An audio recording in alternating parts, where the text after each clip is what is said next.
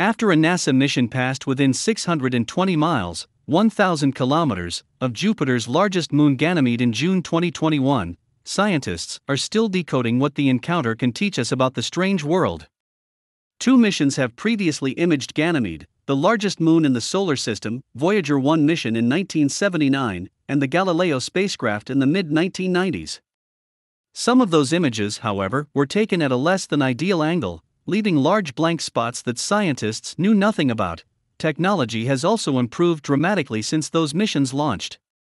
So scientists were thrilled when NASA's Jupiter explorer Juno revealed the moon's crater-covered surface in the greatest detail ever and spotted shimmering auroras stretching between Ganymede's poles and equator. These images outlined a plethora of new features on Ganymede's surface, including impact craters as large as 60 miles, 100 km wide. Goeffrey Collins, a geologist at Wheaton College in Massachusetts, said at the Lunar and Planetary Science Conference that took place March 7 to 11 in Texas. "We missed some really big impact craters that we just couldn't see in the Voyager data," Collins said. "This should be a cautionary tale for trying to map things off just one image with one lighting angle, one viewing angle.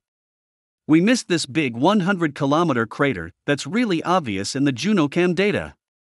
And another, a little less obvious crater that is about 110 kilometers, 68 miles, wide." The images also revealed several smaller craters, 25 to 30 miles, 40 to 50 kilometers, wide, and multiple features that the scientists believe might be a result of Ganymede's volcanic activity. "We have found caldera-like features, similar to those that we have seen previously in other parts of Ganymede," said Collins. Calderas are volcanic craters that in the case of Ganymede were likely created by cryovolcanoes that spout frozen water and gas from the moon's interior. The number of these features seen in the Juno images suggests a much more intense volcanic activity on the moon than scientists expected previously. "This actually bumps up the number of total caldera-like features that we found on all of Ganymede by 30%, said Collins. "It definitely makes us think that we have undercounted these so far. There might be a lot more of these to be found on Ganymede as we get new data." Not only is Ganymede the largest moon in the entire solar system, 26% larger than the planet Mercury, it is also the only moon that we know has its own magnetic field.